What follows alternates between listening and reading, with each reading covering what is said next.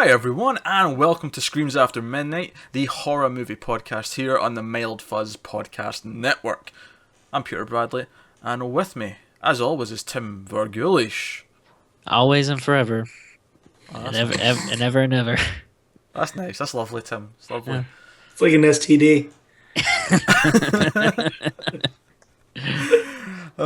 Dear. Speaking of STDs, Joseph's not here this week. Oh my. Oh, ouch. And speaking of burns, Kevin's not here either. Kevin is he's got tech issues. Joseph's at a family shindig. So two other regulars are missing this week, but filling in for both of them. There's a joke in there somewhere, but I'm not going to be so obvious to make it. The only one man enough to take over for both. The only one halfway between Southern and Irish is Matt Sculthorpe. Yeah. Hi.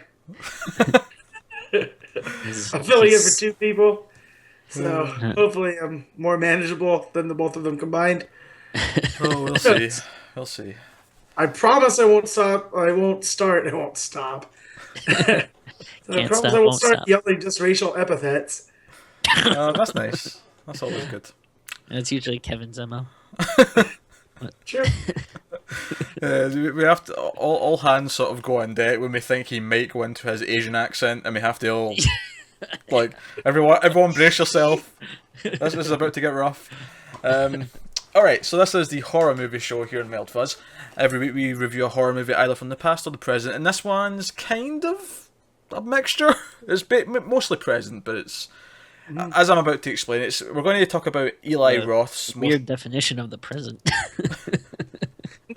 We're going to talk about Eli Roth's most recent film, and that's is it his most recent film? Because he did that film with Keanu Reeves, and that might be. Well, he did Knock Knock, yes, but that hardly got released here.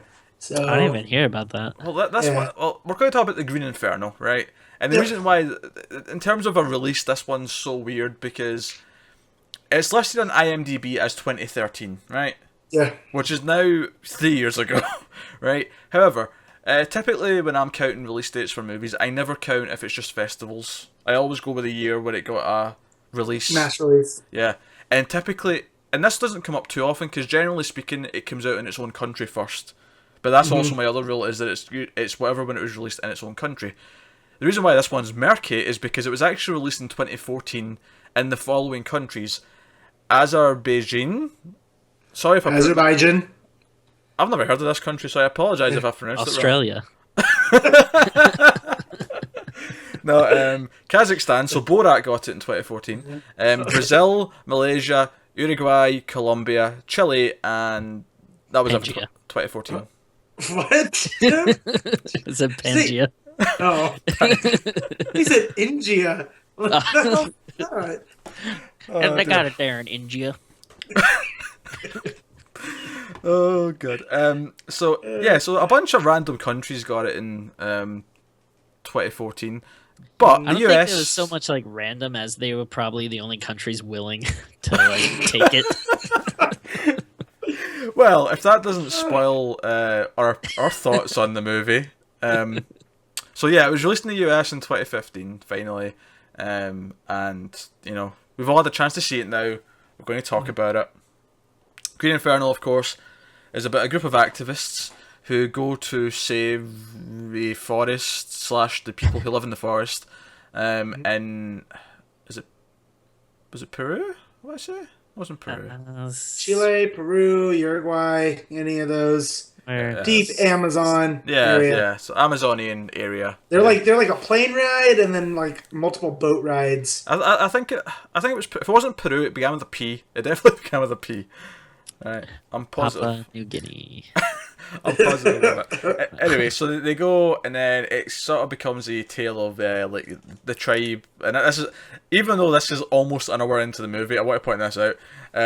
This is not a spoiler because it is all over the trailers and the posters, right? So there's cannibals, and the group of activists get attacked, and horror ensues. And oh, sweet irony, because the people they're there to save are the ones that are now hunting them. Yeah. Yeah. Literally. Yeah. I often wonder if any activists who try to save like tigers that are going extinct, if they end up in a similar situation where they No, go to because unlike these protest. people, they're smart. They go to protest and then they just hear the growl of the tiger behind them. It's like, oh shit, I've made a huge mistake. Like Joe bit of Arrested Development. Bit of comical death. Oh dear. Hey, there's such a thing as a funny death. If I'm going to go ironically, I want to fall off of a cliff and land 2 feet away from a trampoline. We can make that happen. That's a comical death. That would just make me mad. You won't be mad, you'll be dead. I couldn't move 2 feet over. Like, come on. I wonder, actually, that's it. If you can see it as you're falling down, you could probably flap your arms and, almost swim a little bit in the air to try and, like... Depends on how high the thing is. Jesus I've fallen off Christ, a roof Pete. before. I could not control where I was going. It hurt. Real bad. Well, given that you're still here, I'm going to assume it was only 1 or 2 stories. Yeah, That's I think. okay. That's good. Either that or you're Superman. Or yeah. Okay. I thought Tim was going to make a point. He flatlined. All right. Yeah. Let's get off death and onto cannibalism because we're talking about the green room. Okay, which is a kind of death in a way, I suppose. But so as Tim kind of implied, he did not like this movie very much. No. God no. I also did not like this movie very much. We should also mention that me and Tim watched this movie together. Boys Oh, that's sweet. Did you guys hold hands through the phone?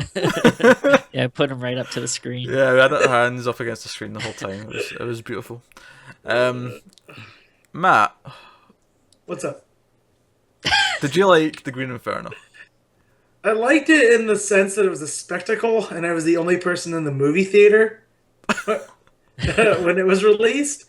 That said, I will never watch this movie again. I'm not that familiar with Eli Roth, his movies. I've never seen Cabin Fever, Hostel, or any of those. This is the first time I'd actually seen an Eli Roth movie. But I've heard him on various podcasts, and the dude can talk movies. Like, I love listening to him. Yeah, actually, that's actually true. My favourite part of the Cabin Fever DVD it was back in the day when I had it was the commentary tracks. I liked hearing them talk about making the movie more than I liked the movie, easily. And so, because this got so delayed because of studio bullshit, I heard him on multiple podcasts when it was supposed to come out, talking about the making of it. And so I got really hyped because I was like, oh man, these stories are great. The movie's got to be at least that great, right? See, I agree 100% with that. See, I'm actually like, I probably wouldn't call myself a fan of Eli Roth, but I saw Cabin Fever and the first Hostel. The second one I didn't like, but the first one and Cabin Fever I thought were both pretty good. Like, not amazing movies, not my favorites, but I enjoyed them. I probably seen them maybe like a couple of times, and wouldn't be averse to watching them again. And like Matt said, I heard him on like various like podcasts and interviews and stuff, and yeah, he can speak well about movies, and he's an interesting and entertaining guy to listen to. So I would say that I have no problem with Eli Roth at all. I pretty much enjoy him for the most part, but man, fuck this movie. Like, god damn. Like, I don't even know. I was trying to think of like where should we begin with it, but it's like, where do you begin describing a pile of trash? Like, do you start at the bottom. At least that's what I learned in a crime scene investigation class I took in college. Start at the bottom because it stratifies. You work your way to the top. Well, that's where we begin with a pile of trash. That's just a bit of a tangent. What's the bottom of a crime scene, though? Well, so you would actually start. I was talking about when you go through trash because it layers in. All right. But at a crime scene, you do a method where you break it up and everyone checks every square inch. Okay. So I was just curious in that metaphor where the bottom of the crime scene started. Yeah. All right. Usually the floor. Pete. Okay. Like, do we want to start like with the acting, with the characters, with the plot? I think the acting's probably the best place to start with because that's the first thing Yeah, Certainly when we watched it together, the first thing that we sort of reacted to was like, this acting's kind of terrible. yeah. Like, And remember, there was like a few minutes where, because it starts off with like the main character and her best friend, who they really make it seem like she's gonna be there the whole movie, she's which not. not the case. But like, she was so horrible, and you were like, oh man, she's really bad. And I was like, oh, I don't know. I think maybe like she's kind of playing like a bitchy kind of character, so maybe she's supposed to kind of seem like kind of vapid and distant. But then like after a while, we're like, oh no, she's just really bad. Yeah, like the lines of dialogue were really stilted. Nothing felt natural right from the get go Yeah. from the actors, and I don't know if that's the actors being bad actors, if it's Eli Roth directing actors poorly and not giving them the right, directions and context for scenes. I'm not sure what it is, but it, everything felt unnatural to me right from the start. The roommate the character. dialogue was, or yeah, just like the dialogue seemed off. The acting, like, yeah, it seemed like that's not something they would say. That's not how they would say it. Everything Yeah. just like was really weird. Yeah, I mean the dialogue felt forced. I mean it's not we're not talking into the territory of like The Room, but No. it had that air to it where it was. This doesn't sound like real people talking. It sounds like a forced script. Yeah, because when they get talking, when they're on the college campus and they start talking about activism, and you can definitely tell that Eli Roth has a point he's trying to make. Much You like know? much like the hit film Birdemic, may I add. Also on Yeah, point. there you go. But no, it's so transparent. Like, these are the words you guys need to say, and we just need to get through them. Yeah. And they don't have to be good. Just say them. Also, You know? I love how coincidental and forced. Like they have a class that shows what these tribes do to women at the start of the movie, and I'm like, at first I was okay with it because I thought, oh, if she's studying this type of thing and she's going to specifically go there because she's interested in this type of people, right? That would be okay, but her class has nothing to do with this activist group, or Yeah. like it feels just kind of random and oh, we need the audience to know that all this vaginal like mutilation might happen later on, to get everyone sort of. It's really a ham-handed foreshadowing because it's throughout the entire movie. And Like, even it's not. the stupid love triangle kind of thing as well, where the main girl seems like she's into the lead activist for a while Yeah. because she's Yeah. staring at him, and I don't know.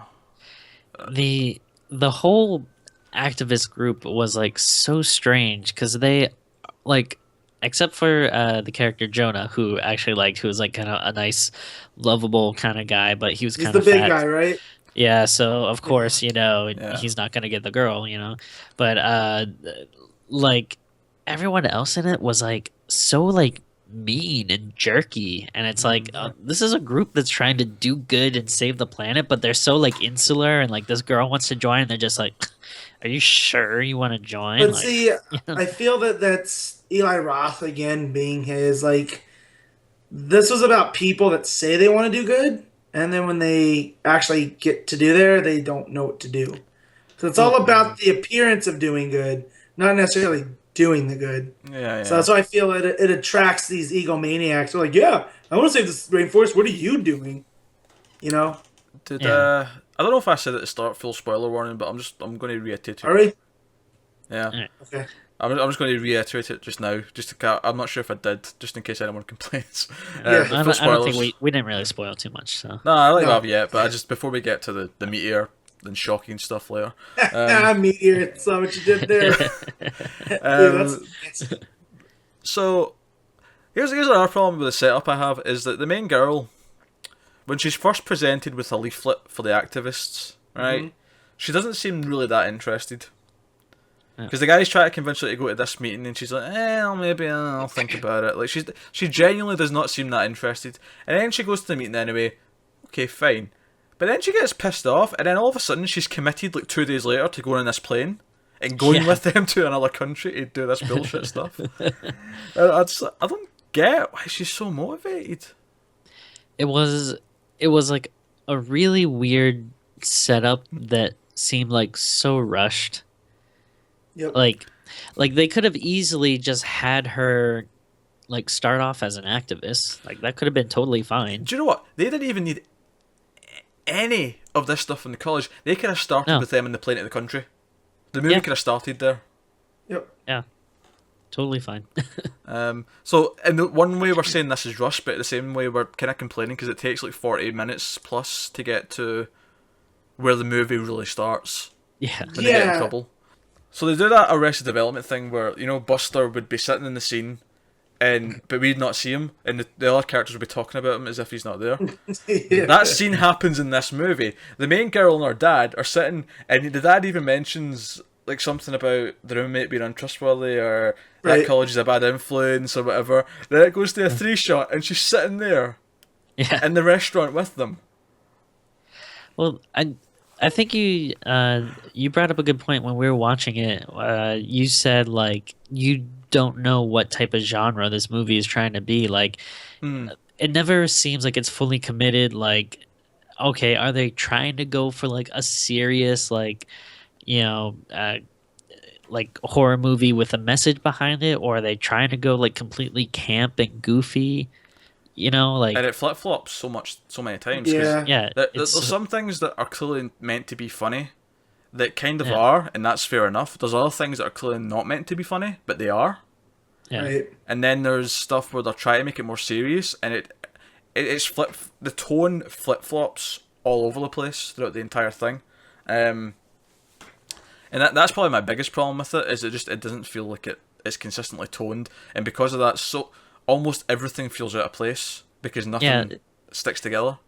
Yeah, because like it's so like uneven. Like it's never like bad enough that it's like okay, it's bad, but it's hey a cool cheesy camp bad that is kind of funny. But then it's also never like serious enough that it's like oh okay, like yeah maybe I don't like it, but I can kind of see what they're trying to do. It's like somewhere in between, and it just like really like detracts from both sides. Yeah. So she eventually goes, and her roommate's left behind forever, to the point where we finally see her again at the end. I was like, oh shit, yeah. Yeah, She was there. Because I was convinced she was going to end up coming with her, like as backup or to help her out or whatever. they make it seem like that's definitely what they're doing, and she's like so annoying that you kind of like all right, like this is the character that you actually want to see die. Yeah, she's going to die like early because like that's going to be fun for us. But instead, they kill the chubby black guy who everyone likes. He's the only character that anyone likes, Yeah. and they kill him Literally, first. he was the only dude I like. Well, they don't kill him first, but he's the first one to get a proper big death. Yeah. Yeah. So yeah, they go in the plane. We meet their handler dude, and like the Who's guy, shady as shit. yeah, who reminded me a little bit of Richard from Lost. Actually, that's what I was thinking when I seen him. Uh-huh. Yeah. And he was kind of like, I don't know, like the you know you have the supermarkets have their own brand version of Coke. This was like the own brand version of Richard from Lost. Off-brand. Yeah, just a white What's label. that actor's name? Yeah. I used to know his name. From He's Lost? real funny. Yeah. Oh, I used to know it as He was well. on.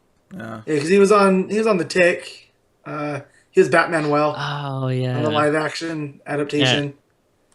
That series was good. Not enough people give it a lot of love. But yeah. Anyways, he's real funny. But yeah, this guy definitely shady as shit. Only guy in the jungle wearing a suit. There was also the ginger guy with curly hair, who I immediately said, "Oh no, a ginger." But I'm just making fun because we know Connor and we like to make fun of Connor. The kid from Spy Kids. It was a kid from Spy Kids. Yeah. And since we're on that, since you've brought that particular point up, I don't feel like I needed to see half of his dick in this movie. And it wasn't even like a serious scene. It was a scene that was for a joke because a spider was crawling near him when he was peeing. But of Right. course we get the top of his dick.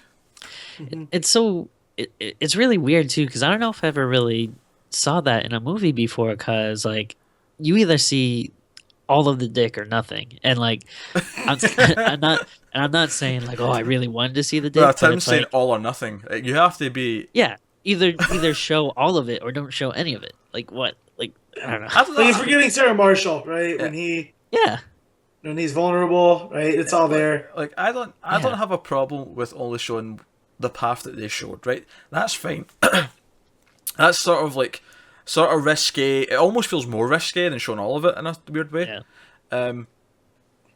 but the scene didn't call for it. Like, that would be fine in like a serious movie where it impacted the scene in some way. This was just because you see that and you see like the spider, the tarantula, whatever type of spider it is, like coming towards him, and it's all just played for a joke because he runs out of the woods screaming. Yeah. At least have the spider like bite his dick and have him run out, go like the spider bit my dick, you know, or something. Like This but, is how much the scene impacted me. I don't remember it.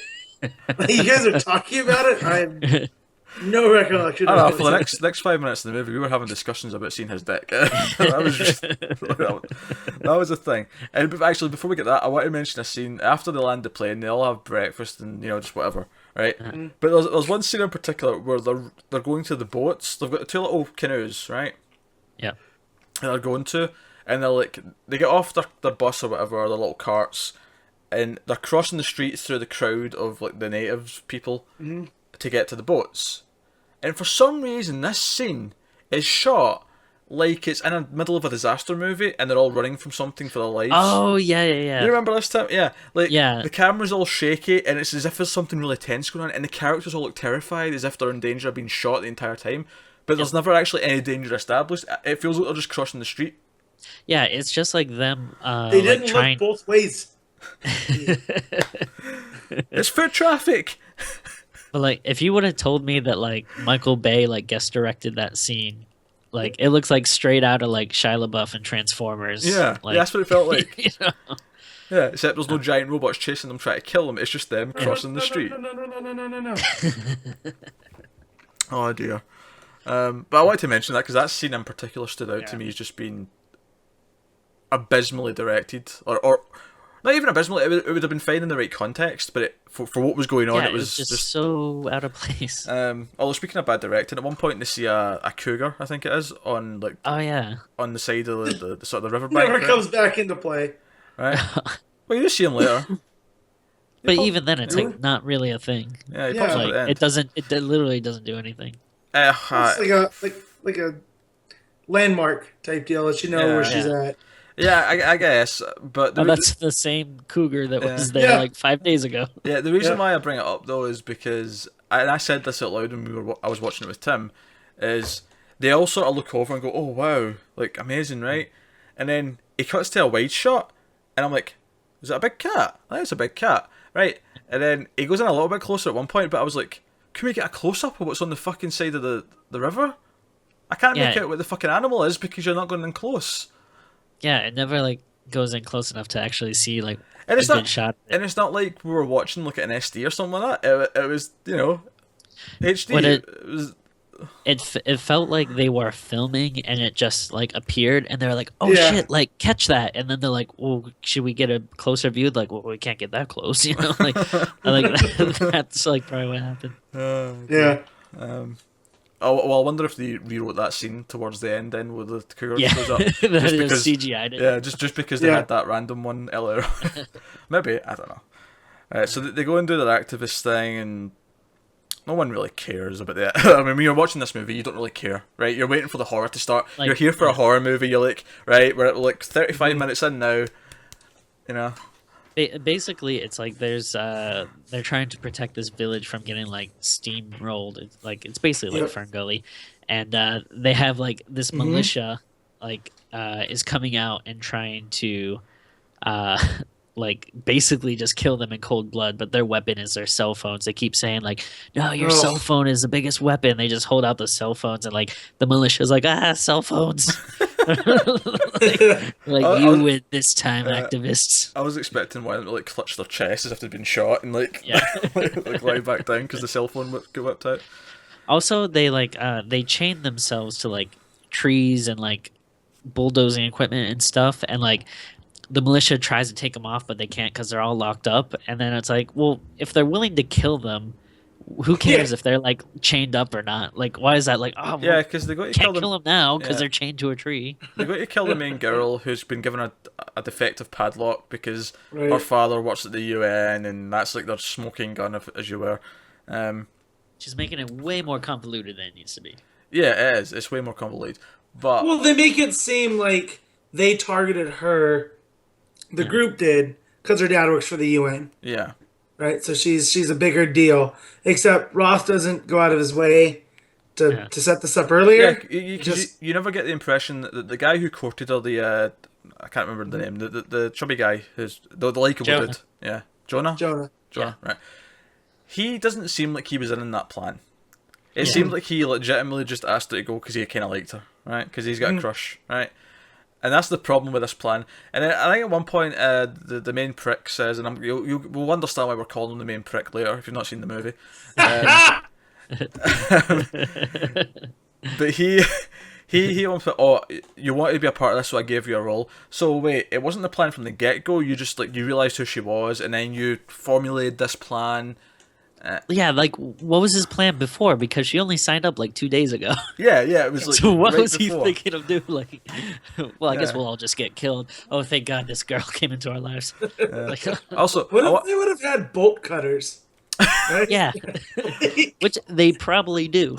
yeah, It It's is a a construction crew. company. yeah, it's a thing they probably have. That is a very good point.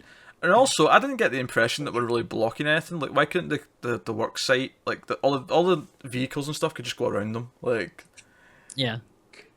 So it wasn't in the script, Peter. That's why. do you know? It's funny you say that because I feel like this movie, it does actually feel really cheap in that because most of it's set in the forest and stuff. I mean, they spent a lot of makeup because the tribe and all that are all covered in Yeah. their stuff and whatnot, but it really does feel like one of those things where, oh, I've got a camera, let's go and find a bit of forest and we'll make Yeah. a movie, you know? And that's kind of silly to say that because there is sequences on a plane and the plane goes down and there's visual effects and shit. There is stuff there, but it does feel oddly like a cheap sort of, made in your backyard kind of movie at times in a Yeah. weird way. Yep.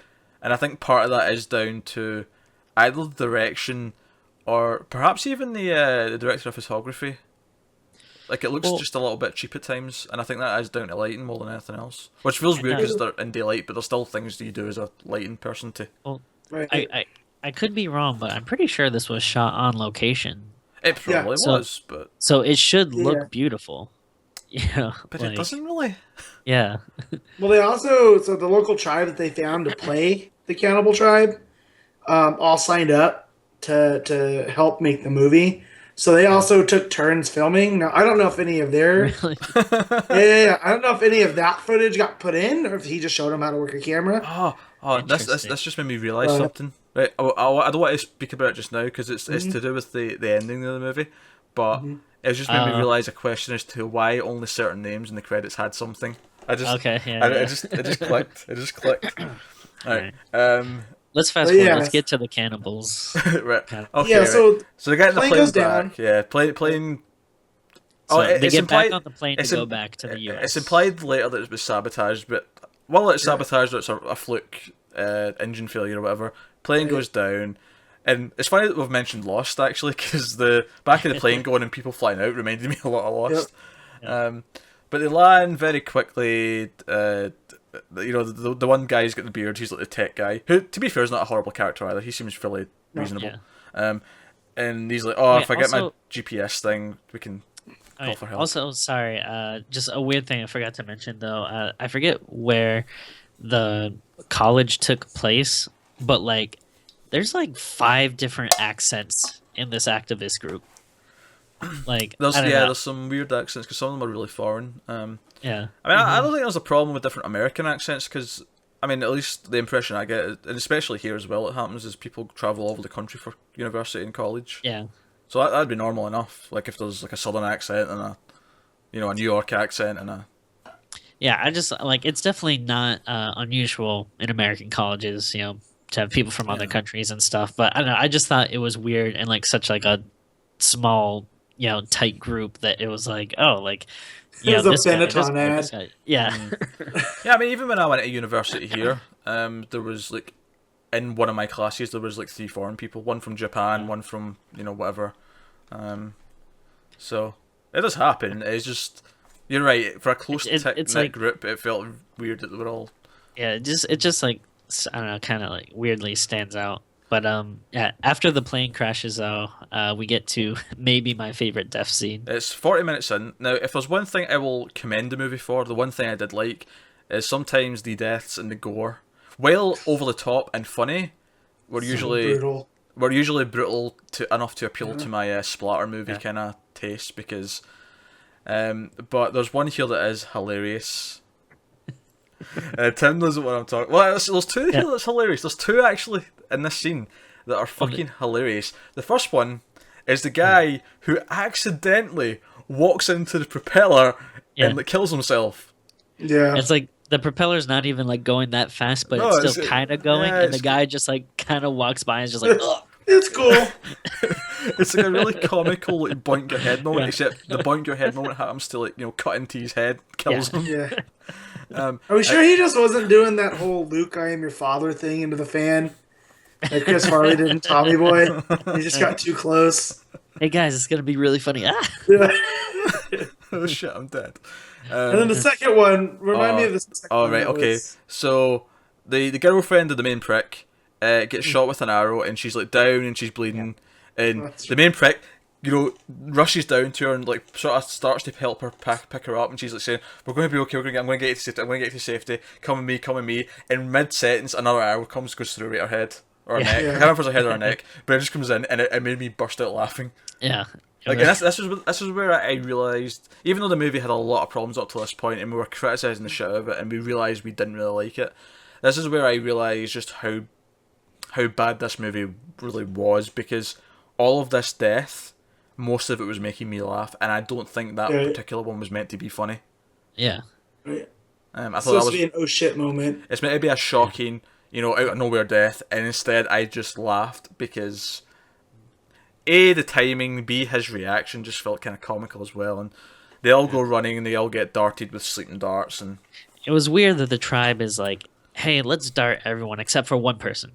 Yeah. Like, yeah. Especially since they didn't bring the body back with them to eat. Yeah. Like, what the fuck? Like, I get that you've got this ritual you like to do, but I mean, start with the one that you've already killed, and you've got food. Still, though, yeah, when you go hunting and you bring everything, you know what I mean? So, I think we forgot to mention too. So this is the tribe that they were kind of here to protect. Yes, they are wearing the clothes of the company. That's right.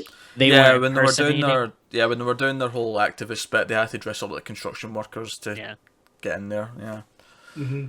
So, and they had said that there had been some hostility, between the construction company and this tribe, who's so deep in the jungle, like they've never, seen outsiders, right? So this is the thing that I wasn't really sure of. Like, is this tribe? Are they supposed to be like, like, are we supposed to think of them as like, evil, crazy cannibals? Or is it like, well, they're treating this like a war and these are their prisoners of war? You know what I mean? Like, would they do this to anyone? No, it's definitely the first, because they have a prison thing set up. Clearly they're used to the cannibalism, because the kids, they get excited. It's like you're bringing home a Happy Meal. Yeah, it's definitely. I mean, there's more to this that we'll get to with the ending, because there's something about the ending that we really need to dig into this properly for. But I would say it's the first one. So they all get thrown in a cage, except the one we like, Jonah. He's dazed from the crash. Still, he's got like full on concussion symptoms. He gets placed on let's say a table, like a rock, but that's an altar, man. Yeah, working as their preparation area. It's a cutting board. Their old woman, sort of high priestess, whatever, I don't know, the mother of the village, whatever, I don't know, whatever her title is. She comes out. Bitch, that's what I call her. She comes out and she scoops out his eyes while he's alive and eats them, and it is pretty disgusting. Like, it was like, and then she does the same to his tongue. She cuts out his tongue and eats that. And then some guy comes out with a machete or whatever and chops off his arms and his legs, and they then put him in a cooker and prep him, and all this while he's still alive. Mm-hmm. Like, he's not dead until he is a torso. Like, that's all that's left. And the way he's screaming is like again, probably not meant to be, but it is so comical. Like, he's screaming like, ah! Like, it doesn't sound like a horrified scream. I didn't find it funny, but I was also watching like this. Yeah. So, like, I mean, At that granted, point, once they scoop the eyes, that was it. yeah. My delicate sensibilities, they've been crossed. Yeah. From here, there's a bunch of. The next part of the movie is kind of a blur to me. It's just they're in the cage, they're arguing about what to do. The prick reveals that, what we did had no effect. We were actually here so that this one company would piss off, so that the company he's been paid by would come in and do it instead, Right. and make more money And they from it. probably sabotaged the plane to get rid of us. Yeah. So, So that comes up. So at one There's point, there's a pair of lesbians, right? Or I think there's sort of like one of them is a lesbian, the other one's kind of into her, and I don't know if they're full on a couple or if it's just sort of they're being flirtatious early on in the movie. Right. But whatever. One of them, who specifically has a tattoo that's sort of on her arm, tries to escape, and we think she may or she may does. Yeah. not. She may or may not have got away. Right. But then they get bowls of food in, and like part of the one who was sort of into her sees the kids playing with the skin that had the tattoo on it. Yeah. And we get she commits suicide by slitting her own throat with a piece Yeah. of the bowl. super unexpected, just like out of nowhere, she's just like, I can't take it. I was like, I'm out. oh, what the fuck? Yeah, she I'm tagging out, Pete, guys. Yeah.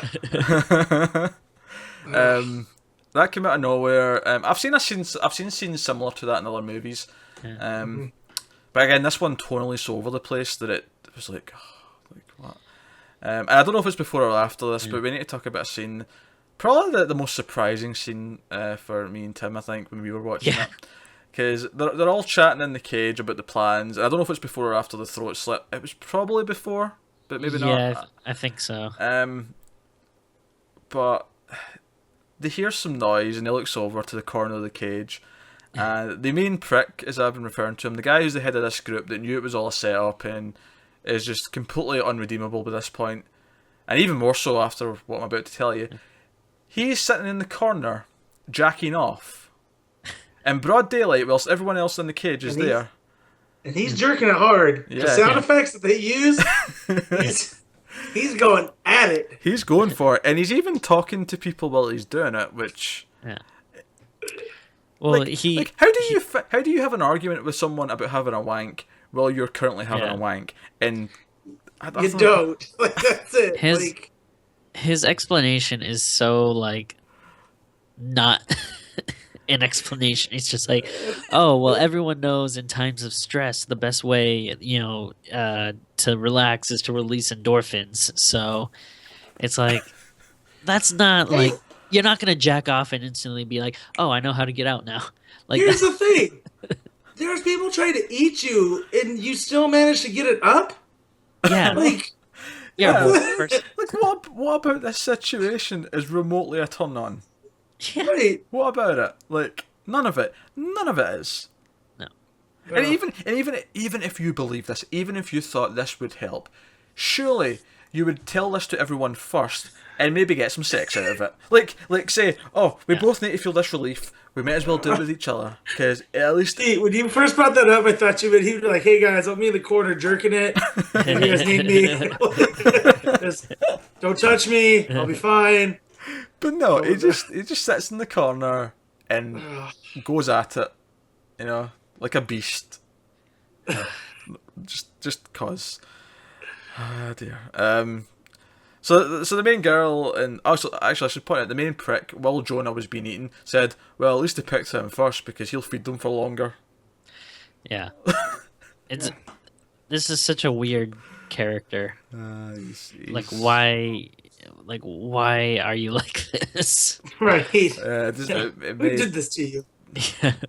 No. Well, there's also a scene that comes up after this where someone leaves their weed with someone else in their body. Oh yeah, it's after the girl cuts her throat. The ginger guy stores all the drugs in her stomach so that when they cook her, right, it will, when they eat her, they'll all get high, and that may give them an opportunity to escape. To leave. Yeah.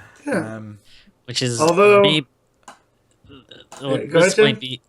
this might lead to maybe the craziest part of the movie. Craziest in the sense that they must have been just really stupid when they wrote this. Like, Like, when Oh, they yeah. had this idea, like, okay, the idea of getting them all high because it might make them easier to escape from, okay, that's fine.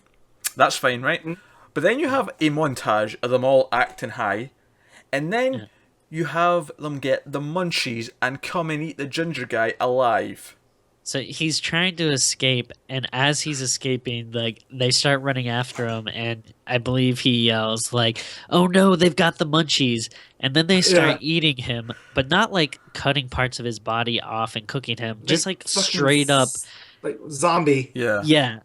Which is like, come on, like, It's the, oh no, they've got the munchies. It's like, okay, this is a spoof. That has to be out of a Yep. scary Yeah. movie. Like, Well, see, and what I listened to Eli Roth said, that was the crux of this movie. That's what made him want to write it.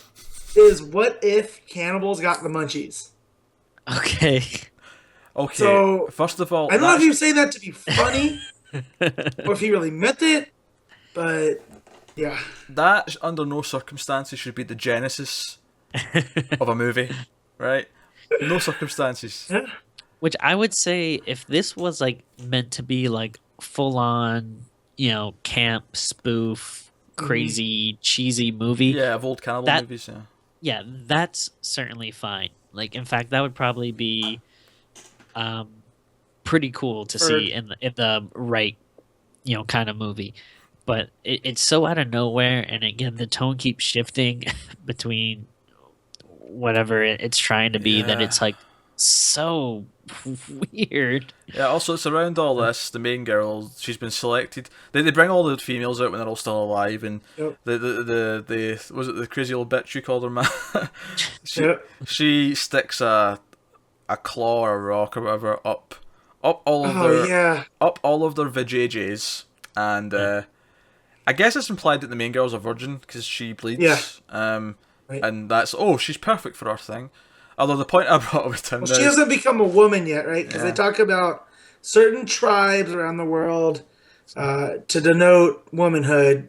For some reason, do genital mutilation. yeah, But although an odd point that I mentioned to Tim here is in 2016, this isn't as no, not all girls will go out and buy sex toys as teenagers, but some will. So, not bleeding doesn't necessarily mean that they've not, Right.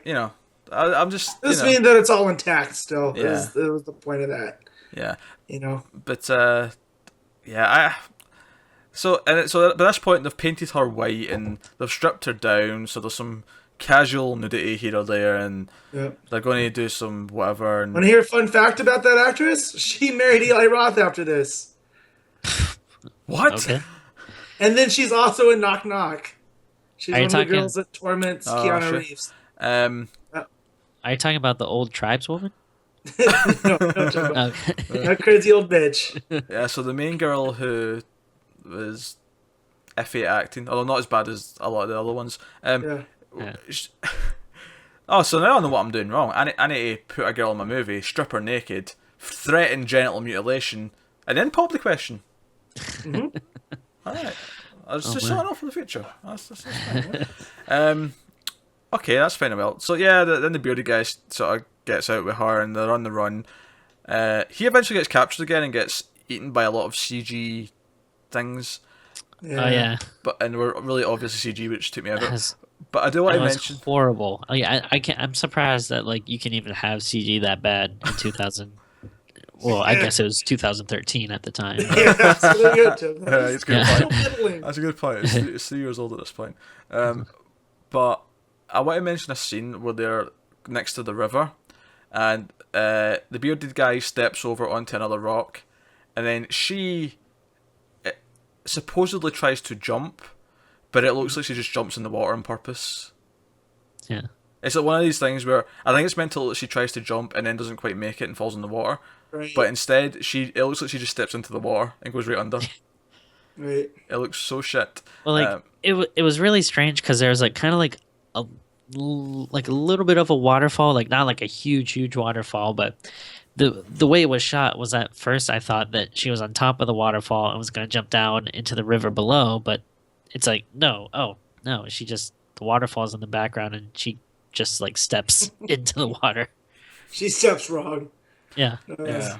And they do that thing where you think, is she okay? Because she's underwater for a while, and then she pops up in the middle of the river, like 5-10 seconds later, however long the suspense lasts. Mhm. And I was like, don't get me wrong, horror movies pull some bullshit sometimes with killers kind of teleporting for scares and things like that, but this is all in one sort of like moment here, and I just don't buy that she can go in the water, there be no evidence on top of the water of where she is, and then she just pops up out of nowhere, like Blink.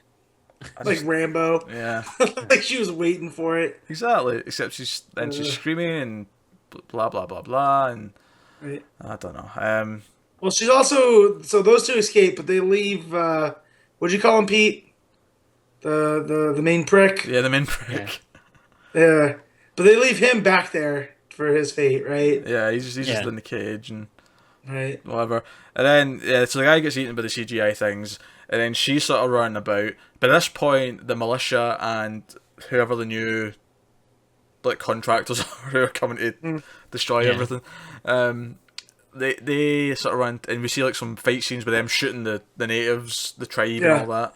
At this point, I'm cheering for that because these natives. Yeah, at this point, they're not humane. They need to be put down. Well, here's what's insane, because it's like now you find out that the environmental activists are the bad guys, the indigenous tribe also the bad guys, the corrupt militia the good guys.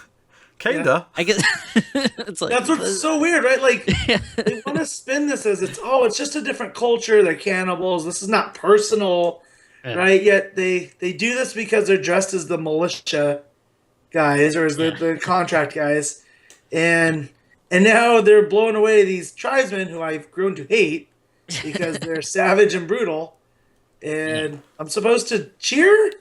It's like there's a weird. Like, Pete, do you remember after the movie, didn't you look up something that Eli Roth said that was like the kind of the point or something that he was trying to... Oh, yeah. Well, I want to save that for the actual ending. Well, not the post-credit scene or the mid-credit scene, but the ending before that. Oh, God. I wasn't sure if you'd have seen the mid-credit scene. Huh? Did you see the mid-credit scene? Oh, yeah. I really had to pee. And I have an app on my phone that says if you should stay during the credits. Ah, okay. That's good, then. And it said, it's a really important... Yeah. I have two. Just in case one's wrong. I double check. Wow. He corroborates the story. That's what he does. Exactly. And so it said, there's a really important scene that happens midway through the credits. Well, I had to pee so bad. I was so angry. Yeah, well, we'll get to that. So she runs out. Oh, actually, first, before she gets to that, she has the scene with the cougar, where she sneaks past the cougar and the cougar doesn't attack her. Is that saying that she's become more animalistic in the past few days? Is that no, I don't know. He's like, you smell like dead people, man. Oh, God. So you're not even a virgin anymore, you don't even want to eat. Ew. So like you said, then after that she runs out and there's this big firefight between the militia and the native people, and then she just runs out and what does she start yelling? She starts like yelling like American, American, American. This is my phone. This was me. Blah blah. You almost shot me. It's me. Blah, blah. And she gets taken away, and they ask her was it anyone else, knowing full well that the main prick's still in the cage, and it's like no. And I was fine with that. Like, because to be honest, at this point in the movie, I'm willing to accept that the hero, and I'm doing quotation marks here, the hero would let the evil person just be left to his fate. Right, he's earned his fate. Yeah, that's fine. And then there's like 3 scenes that happen next, and each one of them made me deeply... Progressively more maddening, right? Yeah, so, I think it's first, there's a dream sequence. Yeah. Oh no, it's not first, sorry. First there's the hearing where she's like, she's explaining to lawyers and whoever, her dad's there as well, and she's explaining the events of the story, everything that took place, and for some reason, she lies, and says that everyone died in the crash, it was just her, and then the tribe helped her, kept her safe, and then got out, and then the person even brings up, there's been rumours that they're into cannibalism, and they're savage, did you see any evidence of this? And she says, No. She No. lies. She protects Why? them. See, it would be one thing if, like, you know, if it was just like the cannibals were just like eating that prick or whatever, but they ate like all of her, like, you know, well, maybe not friends, maybe they weren't that close, but like relatively good people. It's like, Well, yeah, why would you? and it's not. Yeah, again, they're not just spinning it like it's a different culture. It's like these are Yeah, savage. Like they do this for fun. Like they don't have to be cannibalistic. yeah, They just like it. and You then know. it's So yeah, and it's not like she doesn't have to say like, oh, they were evil and were killing us for like mhm. for fun or anything. She could just tell the truth and be like, hey, you know, they captured us, they killed some of us, but you I know, was lucky. here, Yeah, lucky enough to survive. Yeah, yeah, it just doesn't sit with me. It makes no sense. Nothing in the movie Nope. I feel like justifies her lying. It really annoyed me. Like I didn't understand it at all. yeah. Um, Yep. and There was apparently, like the one boy that like she yeah, had like a yeah, little like friendship with, yeah, the but boy kind of helped her at one point. It's like, is she lying solely so that he doesn't get hurt? Is that the only reason? Well, yeah, he has her necklace, right? Yeah, Like yeah. she gives it to him, and he helps her escape. So it just seems So like, and like there's like the only thing I can kind of assume is maybe she didn't want to tell the truth because she didn't want people to go down and destroy their that's how city I or took whatever. it. But like Yeah. you can still tell the truth while also like, you know, not being like go get them. Like, you know, she can be like, well, Right.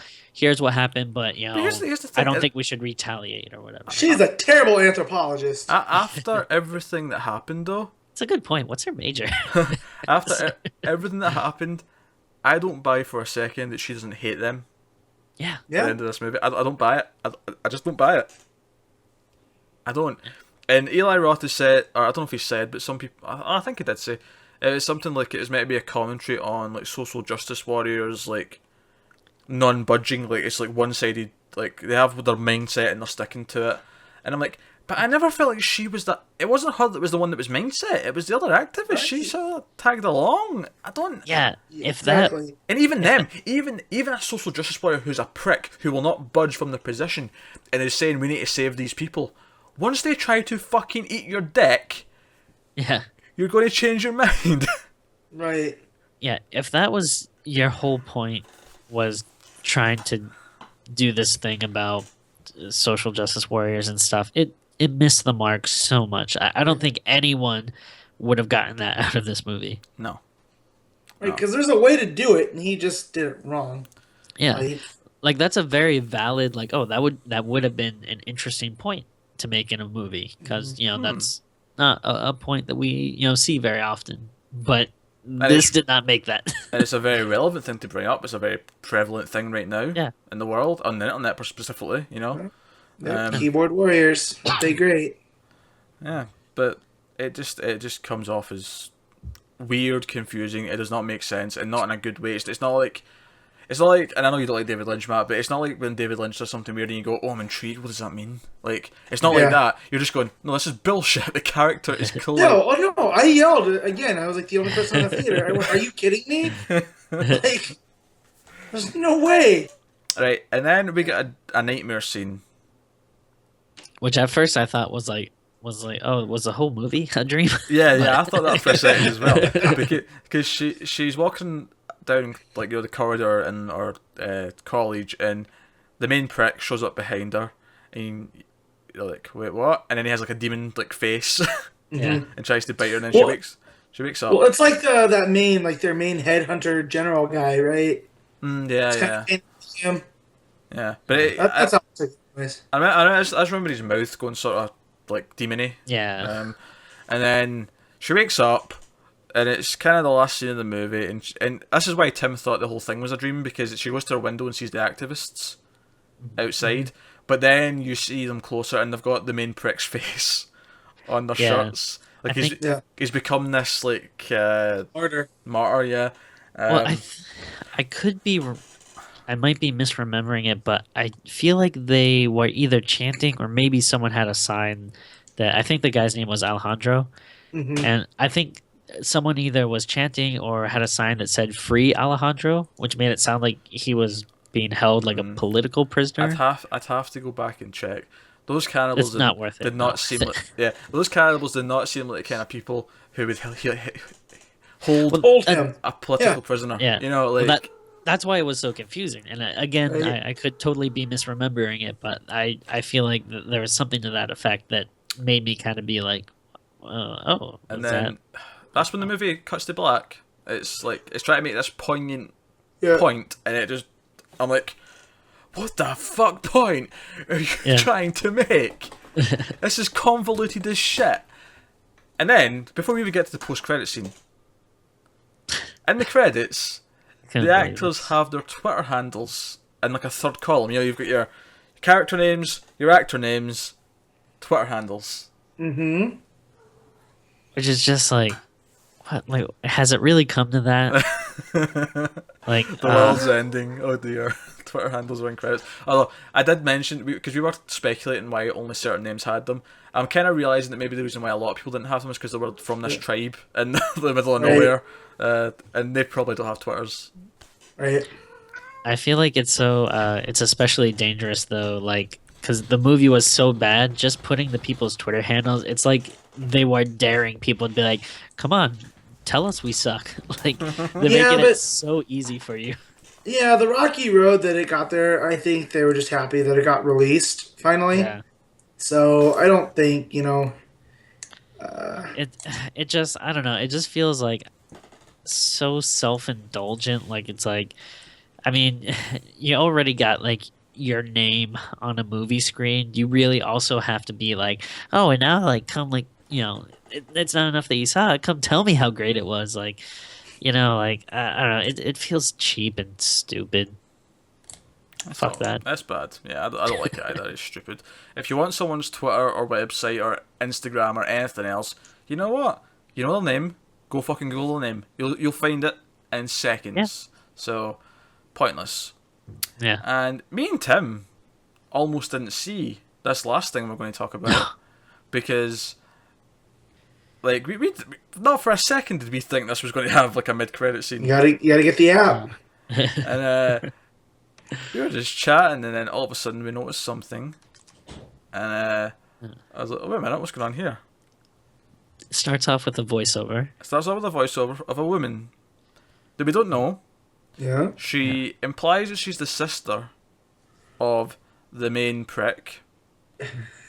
We get this weird sort of satellite imagery where it's like sort of like really high up at first, then it sort of zooms in and like clears up and enhances the image as she's talking. Yeah. And basically, it's like you want to talk about this movie not knowing what it is and having tone all over the place. In comes this mid-credit scene, which is like a thing at the end of a spy movie out Yeah. of like James Bond or Jason Bourne. yeah, because it zooms in and we see that the main prick is apparently still in the jungle, still alive. But not only that, he's wearing like a black suit and looks like he's in charge of things. What the fuck? Nothing. So like, Nothing in this fucking movie. Not one thing set this up. Nope. and then at the very least, the one maybe satisfying thing you could have taken away from this movie was, well, at least that one really douchey guy got it. Nope, they take that away. Yep.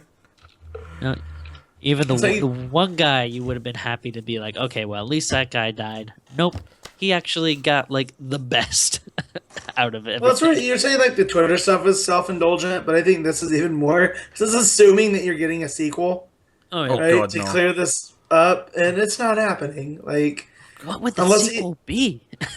A fucking it'd be a half spy movie, half horror movie, and a third half would be I don't know, fucking musical. Revenge. I I don't know. like why not? Revenge of the Green Inferno. I don't know. Oh god, no, it'd be the Blue Inferno. Uh, Jesus Christ, I realised early on this was not good. When it got to the first sort of deaths, I realised it was really bad. And by the end of that mid-credit scene, I was just like, this movie was a bit of a wreck. Quick question: have either of you guys seen Cannibal Holocaust? I have Nope. not. It's kind of on the list to watch at some point. Maybe this October-thon, I'll whip that one out. I saw it a long time ago, and I don't remember much about it, but I don't know if I could watch it again just because of I know like some of the animal cruelty stuff with it, Yeah.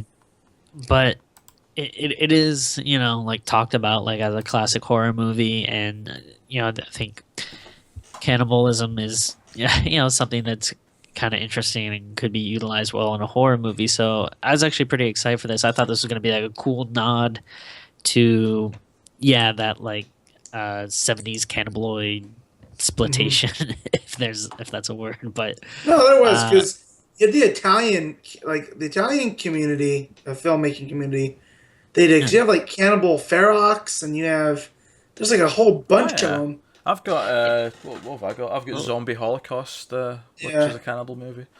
yeah, and then even stuff like Hills Have Eyes or something like Yeah. kind of or Texas Chainsaw or something like I don't know. I thought it had a lot of potential just hearing about it beforehand, and being like, oh, like we haven't gotten this kind of movie in a while, so it could be really cool, but it just totally missed the mark on everything. And I thought, like we mentioned earlier, it had trouble like getting released, and at first I thought because it was going to be like so controversial, but Yeah. I think it's probably just because it was shit.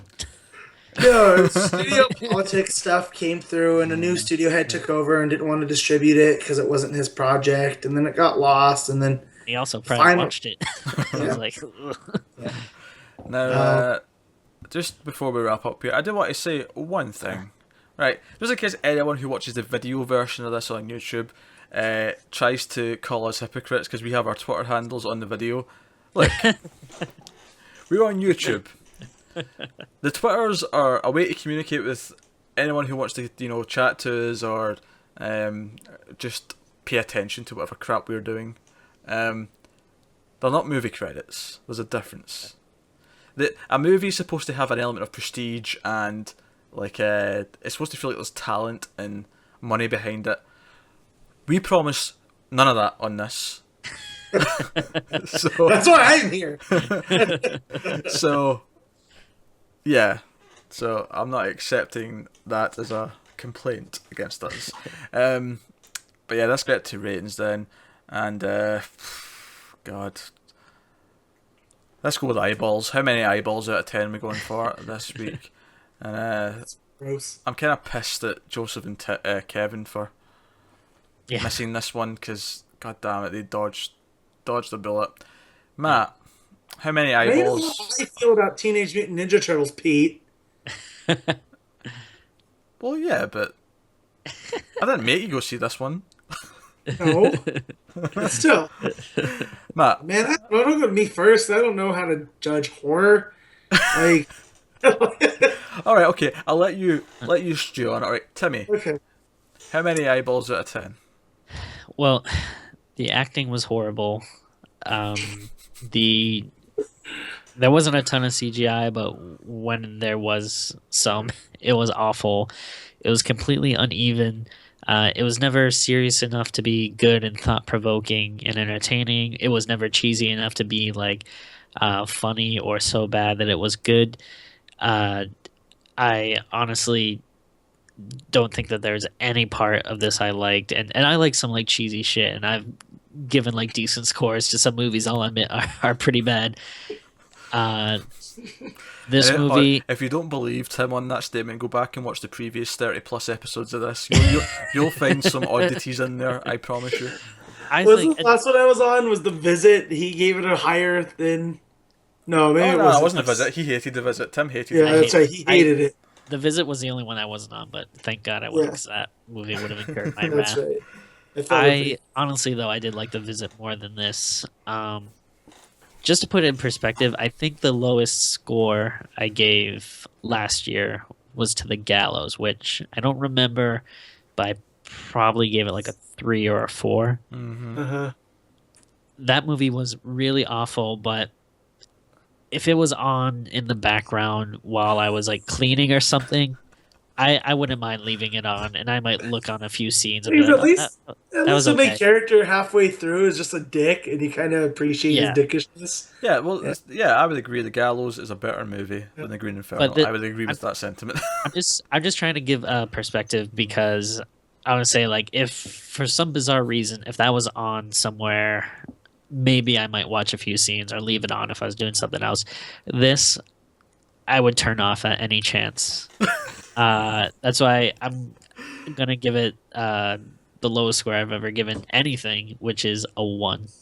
I don't know. Oh, Damn. I don't know if we can even go lower than that, but See, I guess see, I'll at zero. least give it a 1. see. Well, I guess it was a movie, so technically I should get a point for Now, that. I've only ever given one movie in my entire life a 0.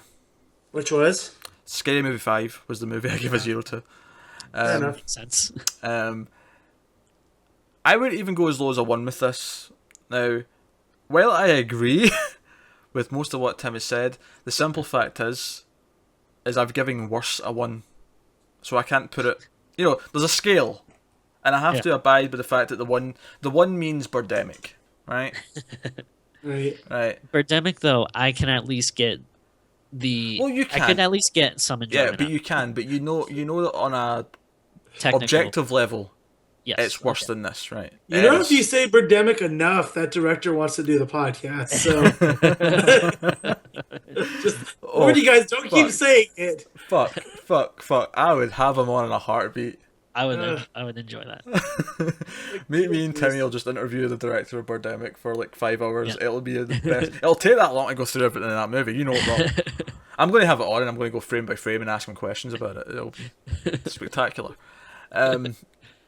But so I can't go as low as a 1, and it's weird, like, because the first half of it I'm watching, I really don't like this. I'm like, this is like a 5 at best. It's really mediocre, and then the deaths happen, and it starts to dip even further and the ending just makes it plummet. Right before those last 3 scenes, it might have still got like a 4, right, and then those last like 3 scenes just fucked everything even worse.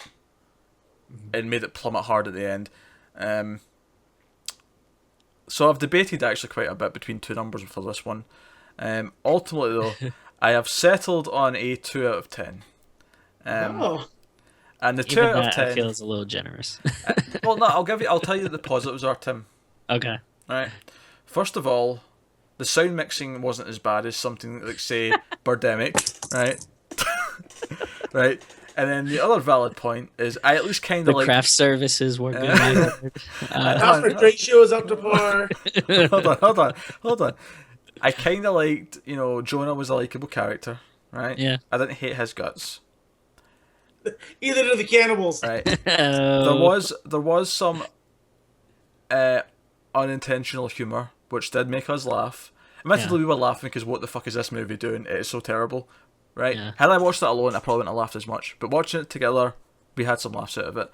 And thirdly, I would give it some credit because at least the gore, when it happened, was impressive on like a practical effects level. Yeah. It looked good. It was like, things ripping off, blood pouring out.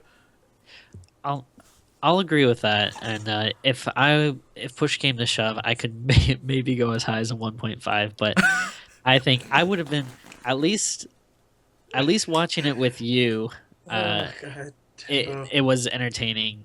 But if for some reason someone's listening to this and hasn't seen it yet and is wondering if they should see it or not, if for some reason you do decide to see it, watch it with someone. If you watch it by yourself, you're just gonna hate yourself. Just not with somebody you care about. Yeah, yeah. Because I try to get my wife to watch this with me.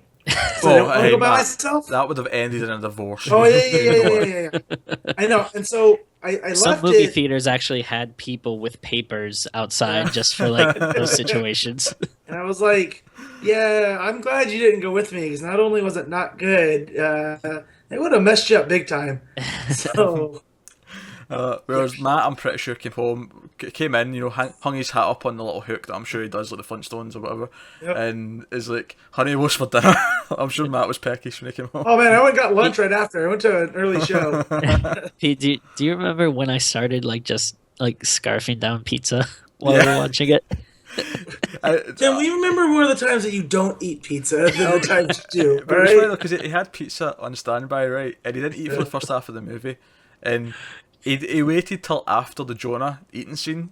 He didn't do it during. That would have been really weird, because I don't think Andy could eat whilst that scene was playing. But he waited till after that, and it was like that between that and the next gory thing, he was just like a slice of pizza just came into frame, and he was eating pizza, and I'm like, Tim, are you really in the mood for pizza right now? Come on. Anytime's a good time for pizza. Hell yeah. I had pizza tonight. In fact, I tried Papa John's for the first time. All right. Oh. Did you get that butter sauce thing? I didn't try the sauce. It came with it. I got 2 pizzas though, because that's just something that Americans don't know about. A pizza here is really expensive from the big chains, but the one thing they have going for them here is that every Tuesday, Papa John's, Domino's, Pizza Hut, all the big 3 chains that we have here, all 3 of them, it's buy one get one free on Tuesday. Ooh, BOGO. 2 for Tuesday. That's what it is, 2 for Tuesday.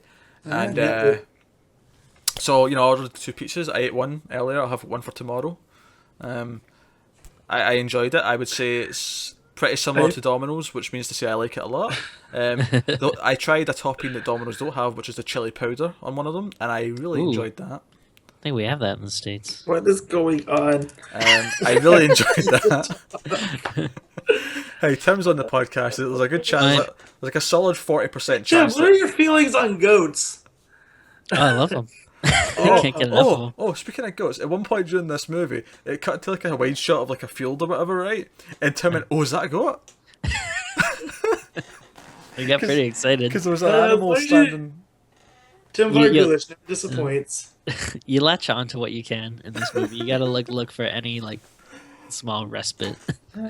So between the pizza talk and the goat talk, my rating, I've decided I'm going to give it a 3, just because I'm not a harsh grader as you two, as we know. Oh, Tim is not harsh. Tim is one of the most lenient men I've ever met. When it comes to horror movies. But when it comes to horror, horror and comedy, I've known to Tim takes it not seriously, but he merits stuff out.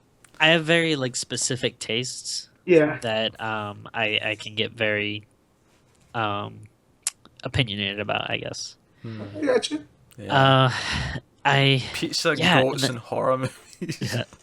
But I mean, Pete, I think you can attest, even the stuff that's not that great, I'm just so delighted by horror in general. Yeah. I rarely go below a 5 or a 6. Yeah, because even we watched Splatter University, which is objectively a bad movie, but we both liked it a lot because it was goofy and fun, and the acting was terrible, and it was cheesy, and it was. And stuff like Video Dead or so when Tim gives something a 1, I pay attention. Yeah, you know what I mean. Yeah. Even The Visit, which I really really hated, I'd probably still give that a 3 or a 4 maybe. And I think I gave that about a 6, so we're about at the rate. It's just just before we finish up, look, I've got a medical question that I want to ask you guys, because Tim's slightly older than me, Matt's a couple of years older than me. My neck's kind of sore, right? Just the last few days, I've noticed, just when I'm leaning a certain way, when I'm lying in bed and I'm sort of lying on my side and my head's going down that way, this side of my neck's just a little bit sore. Is this just general aches and pains of getting closer to 30? Mm-hmm. Yeah, you're not that physically active, right? I mean, yeah, that's true. So that probably adds to it. You're gonna start noticing stuff you'll just wake up and randomly your back will just not want to get up. Back, feet, arms. Yeah. Feet, right? Okay. Yeah. A lot of stuff I used to be able just to stand all day, and now if I go to a signing or a concert or something or a theme park or something where I'm standing or walking around for a couple of hours in a row, I kind of start to be man, I need to kind of rest. It's not fun. When me and my wife first started going to Disneyland, we do all day. We'd go open to close, no breaks whatsoever. each year goes on, we start to find out where the best benches are to sit. and now if I can get a nap in during that day, in addition to everything else, it is great. So just for perspective here, because you're probably thinking we're all in our like 40s and 50s the way we're talking. In actual fact, I'm 26. Tim's like 29. 29, yeah. And Matt's almost 30. You're 30. 30. Yeah, so we're actually quite young, comparatively speaking. It's just that We're just pieces of shit. Mine's from work. I'm on my feet all day, and I don't exercise like I used to. Do you know, I had a bad back in high school, and I think the reason why I had a slightly bad back in high school was because I did higher chemistry, and in chemistry we didn't have proper seats with backs. We had those stools. Yeah. And I think that gave me like a bad back for a while. Yeah. Okay, so we're on a bit of a tangent. What a digression on the Green Inferno talk. So, hey, you get it all in this podcast. You get the horror movie, you get some pizza talk, you may get some medical advice from people who know nothing about medicine, and I need to play a doctor on TV. So you get it all here. But yeah, that's the Green Inferno. Needless to say, none of us recommend this in just about any way, shape, or form. If you liked it, you know what? Let us know why you liked it in the comments on YouTube, or if you listen to the audio version, tweet at us at mailed_fuzz, email us mailedfuzz@gmail.com. If you've got movies that you would like us to talk about someday, if we've not done them already, you can email us that too. So, what do you want to say, Tim? Oh no, I was just gonna say if there's someone that liked it, I'd actually be really interested to know, because I'd love to have like a discussion about it, because what bad choices you made in life. Well, like definitely, like everyone has their own opinion, so I wouldn't try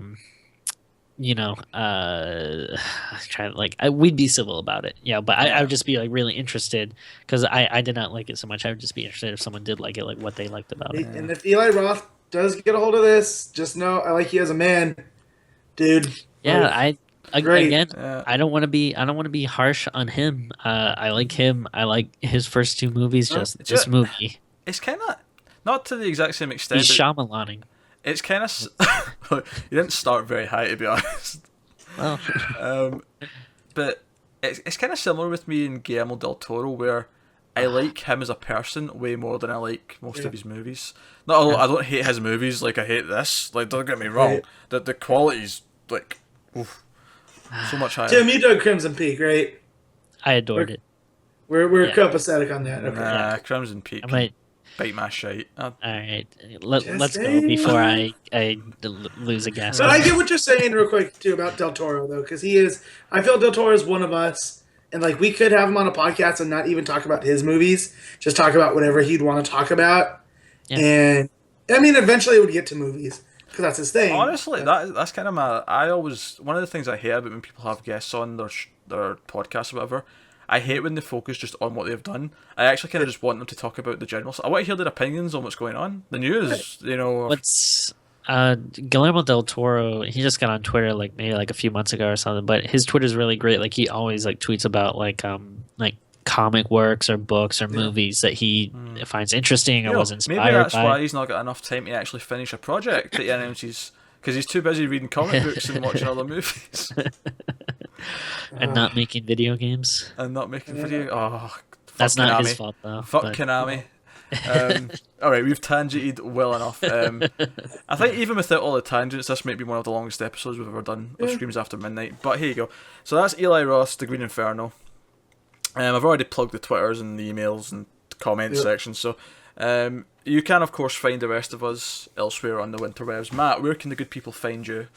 You can find me, we already did the Twitter, right? That's there. I was just going into autopilot. But you can find me on... The audio version needs it, though. Yeah, the audio version does need it. So you can find me on Twitter at MadofSteel57. Yes, nailed it. I never actually checked to see if I'd written it down properly on the screen. So there was a moment there where I thought, he might say something different to what I put on the...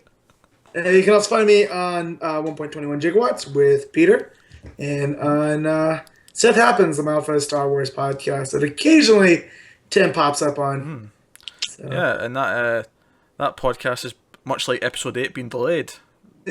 Yeah, well, Yeah, that's what happens Actually, when you got a scruffy nerf herder that works weird hours and you can't get together, Alden.